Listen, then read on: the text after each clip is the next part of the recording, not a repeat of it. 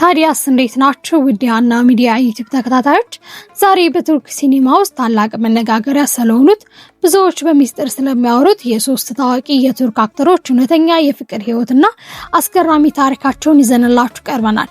በጣፋጭ በቀል ድራማ ላይ ፔሊን በሚል ስሟ የምናውቃት ውቧ ሌይላ ሊዲያ በፎቶ ላይ ከምትመለከቷቸው ሁለት እጅግ ተወዳጅና ቆንጆ የወንድ አክተሮች ጋራ የነበራት ተከታታይ የፍቅር ትስስር በመጨረሻም ነገሮች ተበላሽተው እንዴት ሊለያዩ እንደቻሉ አሁን ላይ ስላላቸው እውነተኛ የፍቅር ህይወት ዝርዝር እንመለከታለን። ለቻናላችን አዲስ ከሆናችሁ ደግሞ አሁን ሰብስክራይብ እያደረጋችሁ እስከ ቪዲዮ ፍጻሜ ድረስ አብራችሁን ቆዩ።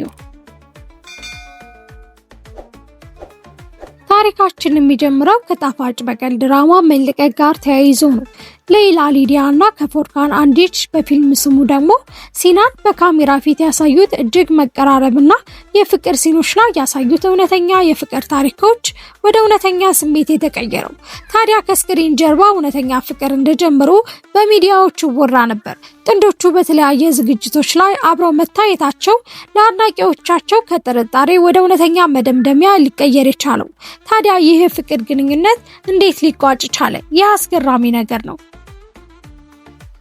ሌይላ ሊዲያ ጣፋጭ በቀል ተከታታይ ድራማ ላይ እንደተጠናቀቀ ለሌላ ፊልም እጩ ሆነች።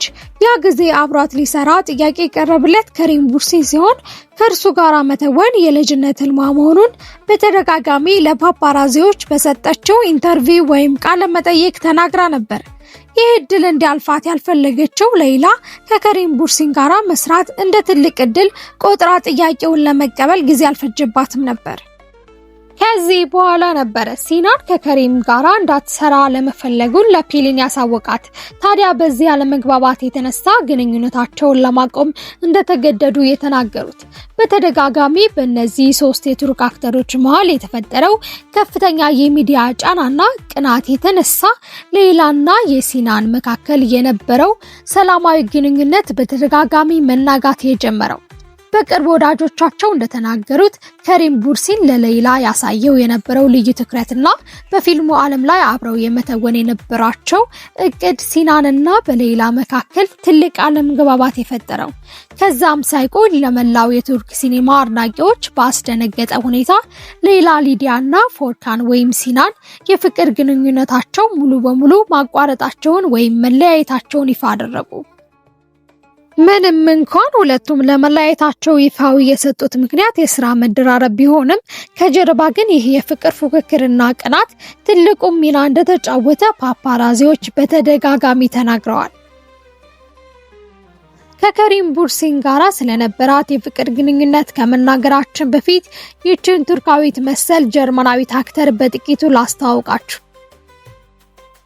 ሌይላ ሊዲያ ቱክቱል የተወለደችው እንደ አውሮፓውያን አቆጣጠር ኦክቶበር 29 ቀን በ1989 ዓ.ም በጀርመን በርሊን ከተማ ነው። በተለየ ውበት ማንነት እንዲኖራት ያደረጋት ደግሞ የቤተሰቦቿ አመጣጥ ነው። አባቷ ቱርካዊ ሲሆን እናቷ ደግሞ ጀርመናዊት ናቸው። ሌይላ ገና አንደኛ ደረጃ ትምህርቷን ከመጀመሯ በፊት ቤተሰቦቿ ሙሉ በሙሉ ወደ ቱርክ ለመመለስ መወሰናቸው ህይወቷን፣ ልጅነቷን፣ ትምህርቷን በታሪካዊት የኢስታንቡል ከተማ ለመቀጠል በቃች። ገና በልጅነቷ ለኪነ ጥበብ ልዩ ፍቅር የነበራት ሌይላ መደበኛ ትምህርቷን እየተከታተለች ጎን ለጎን ደግሞ ለረጅም ዓመታት ፒያኖና የቫዮሊን ሙዚቃ ትምህርቷን ወስዳለች። ይህ ሙዚቃ እውቀቷ በኋላ ላይ በትወና ዓለም ውስጥ ለምታሳየው የስሜት መግለጽ ብቃት ትልቅ መሰረት ሆኗታል። በትምህርቷ እጅግ ጎበዝ የነበረች ሲሆን በኢስታንቡል ዩኒቨርሲቲ የጀርመን ቋንቋና የስነ ጽሑፍ ትምህርቷን በከፍተኛ ማዕረግ አጠናቃለች። በቋንቋ በኩል ቱርክኛና ጀርመንኛ የአፍ መፍቻ አድርጋ መናገር ስትችል እንግሊዘኛንም አቀላጥፋ ትናገራለች። ወደ ህዝብ እይታና ወደ ዝናው ዓለም የገባችው ሞዴሊንግ በመሆን ነበር። እጅግ ረጅም ቁመቷና ልዩ ውበቷ በፋሽን አዘጋጆች ዘንድ አይን ውስጥ እንድትገባ አድርጓታል። እንደ አውሮፓውያን አቆጣጠር በ2008 በተካሄደው መላው ዓለም በጉጉት በሚጠብቀው ሚስ ቱርኪ ላይ የውበት ውድድር ላይ በማሸነፍ በአንደኝነት መመረጥ የቻለች ልዩና እንቁ ሴት ናት። በዚህ ዓመትም በቱርክ ወክላ በደቡብ አፍሪካ በሚካሄደው ሚስ ወርልድ ላይ በዓለም ውበት ውድድር ላይ ማሸነፍ ችላለች። የሌይላና የከሪም ቡርሲን የፍቅር ግንኙነት በሚዲያዎች በፓፓራዚዎች እንዲሁም በአድናቂዎቻቸው ብዙ ቢወራም ለ6 ወር የቆየው ፍቅራቸው ግን ከዓመታት በፊት መጠናቀቁን ለሚዲያዎች ወይም ለፓፓራዚዎች አሳውቀዋል። ወደ ግልና ወደ ፍቅር ህይወቷ ስንመጣ ደግሞ ሌይላ ሊዲያ ቱክቱል ህይወቷን በጣም በሚስጥር መያዝ የምትወድና ከፓፓራዚዎች እይታ የምትርቅ ሴት ናት። ከተዋናይ ሞዴልና የፊልም ባለሙያ ከሆነው ሰይሁን አርጌን ጋር ለረጅም ዓመታት የጠነከረ የፍቅር ግንኙነት ነበራት። ለበርካታ ዓመታት አብረው ከቆዩ በኋላ እንደ አውሮፓውያን አቆጣጠር በ2022 አጋማሽ ላይ ሌይላ ማንም ሳያውቅ በጀርመን ሀገር በጣም ጥቂት የቅርብ ቤተሰቦቿ ብቻ በተገኙበት ሚስጥራዊ የጋብቻ ስነ ስርዓት መፈጸሟን ይፋ ስታደርግ አድናቂዎቿ በከፍተኛ ሁኔታ ተገርመው ነበር። ጋብቻው በሚስጥር ያደረገችበት ምክንያት ስትናገር ትልቅ ሰርግ እንደማያስፈልግና ሰላማዊ ህይወት ለመኖር የፈለገችበት ምክንያት እንደሆነ ተናግራለች። ይህ ትዳር ይፋ የወጣው ደግሞ እንደ አውሮፓውያን አቆጣጠር በጃንዋሪ 2023 ኤብሮን ዴኒስ የተባለ ውብ ወንድ ልጅ በሰላም ስትወልድ ነበር። በአሁኑ ሰዓት ሌይላ አብዛኛ ጊዜዋን ለልጆቿና ለቤተሰቦቿ መስጠት ላይ ትገኛለች። በተለይም በእናትነት ህይወቷ እጅግ ደስተኛ መሆኗንና ልጇ ህይወቷ ሙሉ በሙሉ እንደቀየረው በትላልቅ መጽሔቶች ላይ በሰጠችው ቃለ መጠይቅ ገልጻለች።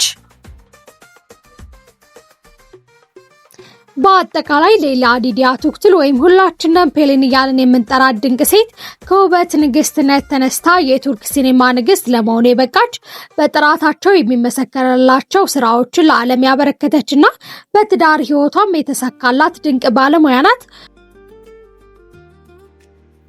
ውድ ተመልካቾቻችን እናንተስ በጣፋጭ በቀል ፊልም ላይ ይበልጥ የወደዳችሁት የፔሌንን የትኛውን ባህሪ ነበረ?